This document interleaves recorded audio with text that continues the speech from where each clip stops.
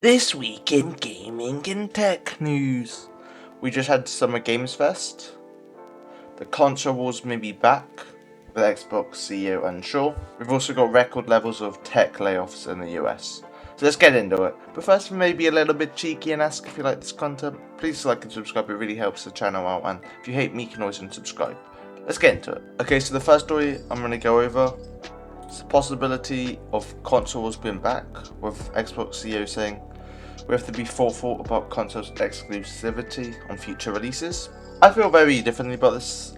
I used to be a very hardcore Xbox fanboy, and now I'm on PC. I've seen how good it can be, so I just want every game to come on the PC. I still think Xbox games will come into PC because of all Windows.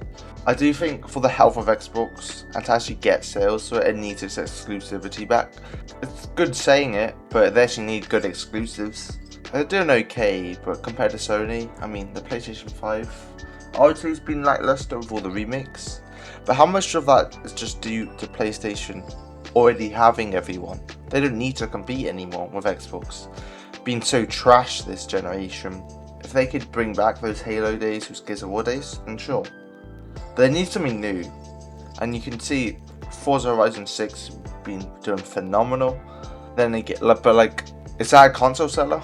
Who knows? Well, is it too far done to make Xbox exclusives?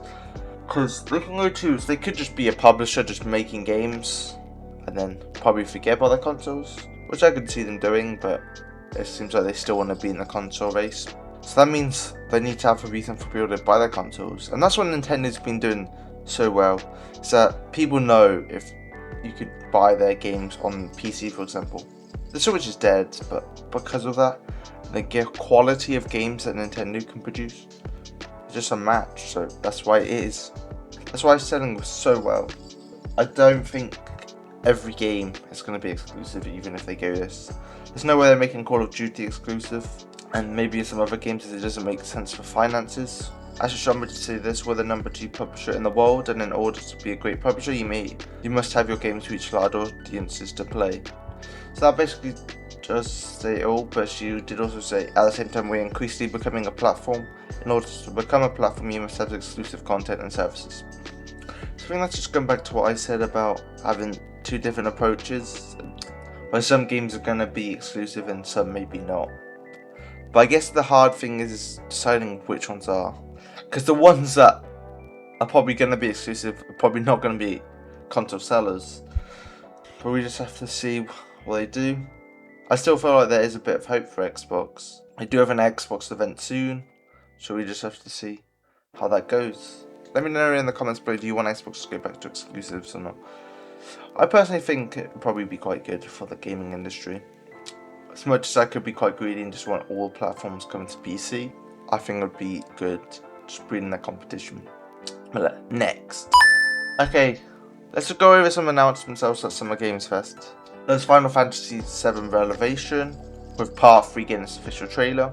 We've got some Street Fighter 6 DLC characters. We've got a look at Stellar Blade Blood Rain, look at The Wolf Among Us 2. We've also got Power 1.0 coming out July 10th, an Attack on Titans 3 game, Clutch, which is a new open world racing game. So again, a new Hot Wheels game. We've got an expansion to Monster Hunter Wilds, we've got Ascendance, Among Us Story on Guard. So it's a standalone Among Us game, but it's a single player experience, so that's a bit intriguing. But hey, I do think the Among Us IP does have some popularity. We've got an impressive look at the vampire game Blood of Dawnwalker, and this game does look really good. We've got a debut trailer for Star Wars Zero Company, which is a turn-based strategy game. So actually it could be quite good, doing something different, doing turn-based Star Wars, but I do think the Star Wars IP has had better days. We Lost of the Fallen 2. We have 1666 Amsterdam from the creators of Assassin's Creed. And we've got an expansion to Mafia Old Country. RuneScape, Dragon Wilds got announced. Virtual Fighter Crossroads, Guild Wars 3, Crossfire, we've got a Gundam Rogue Orbit, Teenage Mutant Ninja Turtles, The Last Ronin, Heeks, behind the developers of The Division, Going to Then Heaven, Blood Message, which looks so good, and honestly, I'm really hyped for this game. Gen Atlas, Alien Isolation 2, so another look at that. and it does look really cool as well. I'm not really too big on alien games, but man, this game. Also, we're getting a look at the new Cuphead sequel, which honestly I think could be very hyped, but it's still very early days. It's in a platform shooter, but I do think it'll be quite different, but hey, this could be something. Also got a look at Resident Evil Veronica, a remake of Code Veronica, coming in 2027. So there's some of the announcements of Summer Games Fest 2026. Get me off my seat. I think State of Play was probably a bit better, but there's still Xbox's event, and I'm looking forward to that. And maybe it's Switch Direct next week. By the time you're watching this, that'll be out if the leaks are true. So I'm looking forward to this, and man, let's get on to the next story, shall we? Next. Okay, so on more depressing turns, US tech layoffs recorded the single highest month in 2 years, with nearly 40,000 people getting laid off in May alone. AI has been cited as the reason, and the layoffs could just be companies using AI as an excuse. If they said, "Are we making these layoffs because of AI?" They could still get investment in, because it looks like, wait, they're making layoffs because AI has been so successful. Then we should invest. But most reports are saying that AI is actually costing them more money than actually hiring someone, which is just insane. There needs to be something done, honestly. Like, AI is going too fast with regulations. No one really cares because they're already rich. So it's like, we're not going to be the one suffering. We're building bunkers for ourselves. You guys suffer, and you're the one developing it. But something also is that Anthropic wants cloud AI is building itself faster than expected. And the CEO of Anthropic literally said, should we like pause the release of frontier models? But like, is it too late for that? Models are already advanced. As regulations need to be put in place, but it just take too long. And what can even be done? Like, there needs to be like, this is basically on the same level as nuclear weapons, in my opinion. We're building intelligence. That's going to be eventually smarter than us with AGI. Do anything we want, and then it's probably going to make us do what it wants. Now, I do use AI. It does have its own use. It's actually really good for like getting information and just helping me be more productive. But honestly, it's also making me feel dumber as well. Sometimes it just makes me feel lazy. I'm just not even writing emails, and I know I could just start doing that, but once you start, it can be quite difficult. And I honestly see it's like a 50% chance of AI being the best invention ever or the worst. And we're like at the stage where we're about to pick which route we're going. And it's very difficult to see the bright side of this technology. We're going to get even more layoffs as well, which is just insane. But yeah, Trump is to meet AI leaders to discuss US investment in their companies. More investments coming in. The companies don't have the incentive to stop. I don't really know what we can really do. People have tried raising their voices. You saw that in Utah with the data center, and they're just getting laughed at, and it's still getting put up. Like, our opinions don't even matter. I saw this article and just want to go on a bit of a tangent. Next. Okay, it's time to go on the quickfire round. Okay, The Last Airbender triple RPG that got announced in 2024. It's being cancelled. So yeah, it actually looks really good, but I guess it just didn't take off.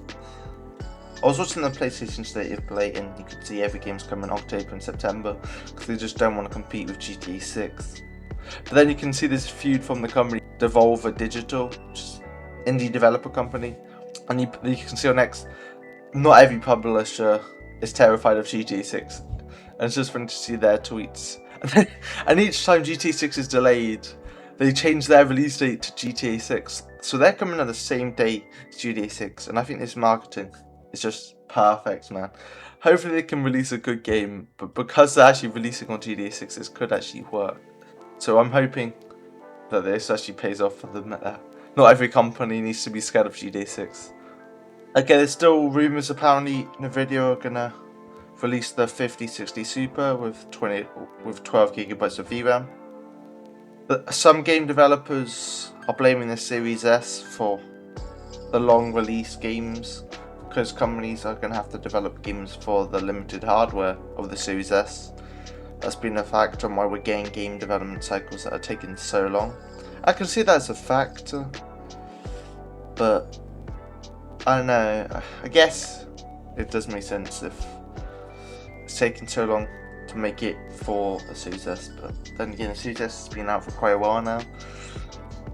And we also got games for the Xbox One and PlayStation 4 for like so long into this generation.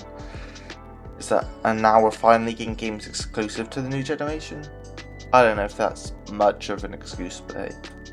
Steam Machine and Steam Frame are still set to ship in the summer 2026, so we should get more information anytime soon. Elden Ring Tarnished Edition has been announced for the Nintendo Switch 2 with a release date. It's been announced in the past, but we didn't have a release date.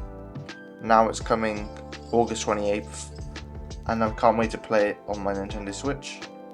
But the Tarnished Edition will be coming to other platforms at the same time as Nintendo's getting it. With it including the base game, Shadow of the Erd Tree, and new weapons and tournament skins, so I'm definitely going to be getting this.